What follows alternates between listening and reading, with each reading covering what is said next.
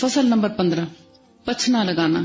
جو پہلی حدیث ہے حجامہ کے بارے میں، سنن ابن ماجہ کی حدیث کہ رسول اللہ صلی اللہ علیہ وسلم نے ہدایت فرمائی کہ میں اس رات جس رات مجھے معراج میں لے جایا گیا، جب بھی کسی گروہ پر گزرتا وہ کہتے کہ اے محمد اپنی امت کو حجامہ کا حکم دو. اور یہ صحیحین کی حدیث ہے، اس کو ہم دیکھتے ہیں. صحیحین میں طاؤس کی حدیث سے جو ابن عباس سے مروی ہے، ان کے الفاظ یہ ہیں کہ نبی صلی اللہ علیہ وآلہ وسلم نے پچھنا لگوایا اور حجام کو اس کی اجرت دی، یعنی کپنگ کرائی اور اس کا معاوضہ بھی دیا.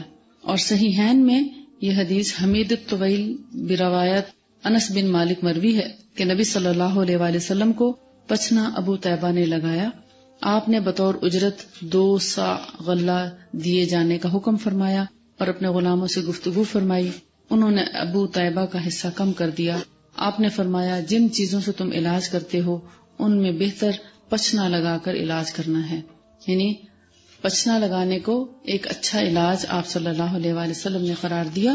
اور فصل نمبر 16 میں اگر آپ پڑھیں گے پچھنے کے فوائد یا حجامہ کے فوائد، تو اس میں یہ بتاتے ہیں کہ پچھنا بدن کے اوپری حصے جو ہیں، سطحی حصے کہتے ہیں، سرفیس جو اوپر کا حصہ ہے، یعنی اسکن کو صاف ستھرا بناتا ہے. اور اسکن کے اندر جو وینس ہیں، یعنی جو ہماری رگیں ہیں، وینس وریدوں کو بولتے ہیں. وریدیں آپ دیکھتے ہیں کہ ہاتھ میں بھی اگر آپ ہاتھ نیچے کی طرف کریں تو آپ کو یہ بلو وینس نظر آتی ہیں اپنے ہاتھوں پہ. ان کے اندر گندا خون دوڑتا ہے. جو صاف خون ہے وہ اللہ تعالیٰ نے اندر کی طرف رکھا ہے، اور جو گندا خون ہے وہ اوپری سطح پہ رکھا ہے کہ اگر ضائع بھی ہو تو گندا خون ضائع ہو، اسکن پہ چوٹ لگے تو گندا خون ہی ضائع ہو، صاف خون نہ ضائع ہو. کیونکہ صفائی بہت مشکل سے ہوتی ہے نا، گند مچانا آسان ہے. آپ دیکھیں نا، صفائی مشکل سے کرتے ہیں نا. کسی کمرے میں آپ کو کہا جائے یہ کمرہ صاف کریں تو آپ کو مشکل نظر آئے گا، مگر اگر آپ کو کہیں کہ کوئی بات نہیں، آپ بیٹھیں ریلیکس کریں، جیسا بھی چاہیں اس کو استعمال کریں، تو گند مچانا بہت آسان ہے. تو اسی طرح اگر یہ گندا خون ہے ویسٹ ہو بھی جائے گا تو اتنا حرج نہیں ہوتا. اور جو صاف شدہ خون ہے اللہ تعالیٰ نے اس کی پروٹیکشن کی، اس کو ہمارے اسکن کے اندر رکھا، نیچے کی طرف رکھا. اور یہ جو وینز ہیں بیسیکلی حجامہ انہی کو ڈیٹاکسیفائی کرتا ہے، انہی کو صاف ستھرا بناتا ہے. جو ان کے اندر خون ہے، اس کے اندر جتنی گندگی ہے اس کو باہر نکالنے کا کام دیتا ہے. اور اس میں کہتے ہیں حجامہ میں فسد سے زیادہ ظاہر جسم کے نقی و صفی بنانے کی، یعنی کہ صاف ستھرا بنانے کی صلاحیت ہے. اور بدن کے گہرے حصوں کی صفائی کے لیے فسد بہترین ہے. گہرے حصے مین کے اندرونی زخم ہے، اگر جیسے سرطان یا کینسر یا کوئی ایسی اندرونی پھوڑا بن جاتا ہے، کوئی اندرونی ایسا گہرا زخم ہو جاتا ہے، اس کے لیے کیا کیا جاتا ہے؟ فسد آپ نے پڑھا، کٹ لگا کے اور اندر سے گندگی کو سک کیا جاتا ہے، چیرا دے کے اسکن پہ، اور ڈیپ اس کو اندر سے صاف کیا جاتا ہے. جبکہ حجامہ جو ہے اس کا طریقہ کار تھوڑا سا فرق ہے. کپس ہوتے ہیں، ان کو پیچھے جو آپ کی ابھری ہوئی جگہ ہے، ابھار آپ دیکھتے ہیں اپنے گردن کے پیچھے ابھار جو ہے، اس ابھار کے اوپر ایک کپ لگایا جاتا ہے. کپ کے پیچھے ایک ہول ہوتا ہے، اس میں ایک خاص سکر لگا کے اس ہول سے، اور ایئر جو ہے وہ اندر کی سک ہو جاتی ہے، تو پیچھے ایک جیسے چاند کی طرح ابھار بنا ہوا نظر آتا ہے، جیسے آدھے گیند کی طرح. ٹھیک، جب وہ ابھار سا آ جاتا ہے تو اس کو 3 سے 4 منٹ تک ایسے چھوڑ دیتے ہیں ابھار کو. اس کے اندر گندا خون آ جاتا ہے، ادھر ادھر کی جو ہوا ہے یا گیسٹرک ہیں یا ایئر لاک جیسے ہو جاتی ہیں، کبھی کبھار ایسا درد شروع ہو جاتا ہے، کسی دوا سے نہیں جاتا. تو جب وہ اس سے سیکشن کی جاتی ہے 3-4 منٹ کے لیے اس کو چھوڑا جاتا ہے، پھر اس کپ کو اتار دیا جاتا ہے. ایک خاص طریقہ ہے، اور جب اس کو اتارا جاتا ہے تو ابھار تھوڑی دیر کے لیے قائم رہتا ہے. اس ابری ہوئی جگہ پر بعض لوگوں کی وہ بہت بلوئش ہو جاتی ہے، کالی ہو جاتی ہے. جتنا اس کا کلر ڈارک ہو اٹ مینز کہ اتنا ہی اس کو ڈیٹاکسیفائی کرنے کی ضرورت ہے. اس میں بہت باریک باریک کٹ لگائے جاتے ہیں، 15 سے 17 کٹس لگائے جاتے ہیں ایک ابھار پہ، بہت چھوٹے چھوٹے بلیڈ کے ساتھ، بہت باریک بلیڈ کے ساتھ. پھر دوبارہ وہاں پر کپ لگایا جاتا ہے اور اس سے سکشن کی جاتی ہے، تو اس سکن سے ہلکا ہلکا خون رسنا شروع ہوتا ہے، بہت مائنر سا. زیادہ تر پانی اور ایئر ہی آتی ہے، مگر بلڈ بھی آتا ہے. تو وہ جو گندا خون ہے سم ٹائم ایسے کلاٹ کی شکل میں آ رہا ہوتا ہے، وہ جو ریلیز ہوتا ہے اس سے بہت سی تکالیف میں سکون آ جاتا ہے. اس کو کہتے ہیں پچھنا لگانا. پرانے زمانے میں جونکیں بھی لگا دی جاتی تھی. جونک آپ سمجھتے ہیں؟ ایک کیڑا ہوتا ہے سانپ کی شکل کا چھوٹا سا، مگر وہ اس وقت تک لگا رہتا ہے جب تک کہ وہ پوری طرح اس کا پیٹ بھر نہیں جاتا، وہ خون پیتا رہتا ہے، لیکن اس کے کاٹنے کا کوئی خاص درد نہیں ہوتا. اس کو اتارنے کے لیے بھی گرم گرم سلائی لگائی جاتی ہے، تب وہ اترتا ہے، ورنہ وہ اترتا نہیں اس سے پہلے. تو وہ بھی ایک طریقہ ہے، لیکن حجامہ سب سے بیسٹ طریقہ ہے ان سارے طریقوں میں سے. ابھی تک پاکستان میں اس علاج کو بطور رواج عام نہیں کیا گیا، لوگ جانتے ہی نہیں اس کے بارے میں کہ یہ بھی کوئی طریقہ علاج ہے، لیکن سنت طریقہ علاج ہے. آپ صلی اللہ علیہ وسلم نے کروایا، سر درد میں کرایا. جب یہودی عورت نے زہر کھلانے کی کوشش کی تھی تو اس کے بعد بھی آپ نے اس کو کروایا. تو یہ جسم کو بیسیکلی ڈیٹاکسیفائی کرتا ہے، زہریلے اثرات اس سے نکلتے ہیں اور جسم ہلکا پھلکا ہو جاتا ہے، دردوں سے نجات ملتی ہے. یہ میں سعودیہ سے سیکھ کے آئی تھی، لیکن میرے پاس ٹائم نہیں ہے کیونکہ میرا اپنا کام اتنا ہے کہ میں اس کو بطور علاج نہیں کر سکتی. اس لیے اگر آپ میں سے کوئی سیکھنا چاہیں تو آپ اپنی انچارج سے بات کر سکتے ہیں، ان کو اپنا کانٹیکٹ نمبر دے سکتے ہیں اور ان کے ذریعے پھر ہم اس کا کوئی اہتمام کر سکتے ہیں.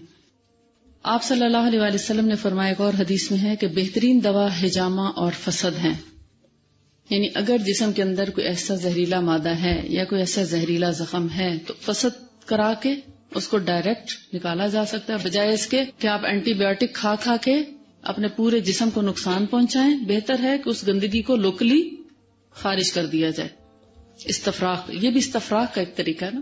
استفراغ آپ نے پڑھا تھا نا، جسم کو کسی بھی گندگی سے فارغ کرنا، اس کو فراغت دینا. مونڈھوں کا پچنا کندھے اور حلق کے درد کے لیے بھی مفید ہے.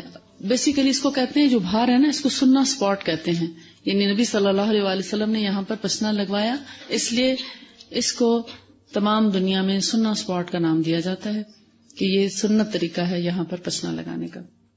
اور آپ صلی اللہ علیہ وسلم اپنی گردن کے پہلوی حصوں اور گردن کے زیری حصوں پر، یعنی پہلوی حصے سائڈز ہوتے ہیں اور زیری حصے نیچے کے حصے گردن کے ساتھ ساتھ، ان پر بھی پچنا لگوایا کرتے تھے.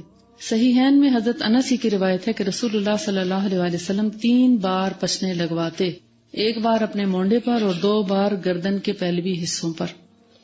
بیسیکلی جب ایک کپ لگایا جاتا ہے تو اس کو 1 سے 3 دفعہ تک لگایا جاتا ہے، جب تک کہ اس کے اندر سے پانی کا رسنا بھی بند نہیں ہو جاتا. یعنی پہلے بلڈ آتا ہے اور پھر اس کے بعد تھوڑا تھوڑا پانی کا قطرہ آنے لگتا ہے، جیسے پسینہ آتا ہے جسم کو.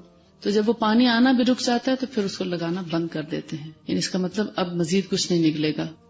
اور ایک اور حدیث میں ہے کہ آپ نے پچنا لگوایا جبکہ آپ محرم تھے، یعنی احرام کی حالت میں تھے. اور پچنا آپ نے سر درد کی وجہ سے لگوایا تھا جو آپ کو تھا یا جس سے آپ متاثر تھے. یعنی آپ کو احرام کی حالت میں سر میں درد ہوا تو آپ نے بجائے کوئی دوا کھانے کے حجامہ کروایا یا پچنا لگوایا. اور حضرت علی نے فرمایا کہ جبرائیل علیہ السلام پہلوے گردنوں دوش کے حجامہ کا حکم لے کر نازل ہوئے. پہلوے یعنی گردن کے سائڈز، ان پر حجامہ کروانے کے لیے آپ کے پاس اللہ کا حکم لے کر نازل ہوئے. ان سب چیزوں سے آپ کو کیا پتہ چلتا ہے کہ یہ ایک سنت علاج ہے اور اس کے کرانے میں کوئی حرج نہیں. اگر آپ کو موقع ملے تو بطور سنت علاج کے آپ اس کو کروا سکتے ہیں. اور آخری حدیث جو ہے اس میں کہ حضرت جابر نے بیان کیا کہ رسول اللہ صلی اللہ علیہ وآلہ وسلم نے اپنے کولے پر پچنا لگوایا اس لیے کہ کولا موچ کھا گیا تھا. ہو سکتا ہے یہاں پہ کوئی ایسا بل پڑ گیا ہو جیسے چک نہیں پڑ جاتی، ہو سکتا ہے چک پڑ گئی ہو، تو پھر آپ نے اپنے کولے پر پچنا لگوایا. اس کا مطلب یہ ہے کہ جسم کے کسی بھی حصے پر پچنا لگوایا جا سکتا ہے. ایون ٹخنوں کے آس پاس بھی لگایا جاتا ہے، ٹانگوں میں، گھٹنوں کے آس پاس اور جسم کے مختلف حصوں میں، بازوؤں میں، ہاتھوں میں، بہت سی جگہوں پہ پچنا لگایا جا سکتا ہے. یہ پوری ایک سائنس ہے اور اس کا پورے باڈی کی ڈیٹیل ہے، کس بیماری میں کون سی جگہ پر آپ پچنا لگائیں. حتیٰ کہ اب تو تھائرائڈ اور شوگر اور بلڈ پریشر اور نہ جانے کیسی کیسی یعنی کمپلیکیٹڈ بیماریوں کے لیے بھی انہوں نے پچنا کے لیے پوائنٹس نکال لیے ہیں. ایسے ہی جیسے پریشر پوائنٹس تھراپی ہے کہ اگر کسی کو سائنس کا پرابلم ہے تو وہ اپنے انگلیوں کی جو ٹپس ہیں ان کو پریس کر کے رکھیں، یعنی تھوڑی تھوڑی دیر کے لیے اپنے جو انگلیوں کے یہ جو ٹپس ہیں ان کو پکڑیں. یعنی 1 منٹ کے لیے آپ ایک انگلی کے اس کو پکڑ کے چھوڑ دیں اور پھر دوسری کو شروع کریں تو آپ دیکھیں گے تھوڑی دیر میں آپ کا سانس بحال ہو جائے گا بغیر کسی دوا کے، بغیر انہیلر کے. بعض دفعہ ایسا تو انہیلر ختم ہو جاتا ہے، لانے والا کوئی نہیں، اب کیا کریں. تو یہ بھی ایک تھراپی ہے. آپ پوری کی پوری 10 انگلیوں کو اسی طرح پریشر دے کے اور ان کے بالکل جو کنارے ہیں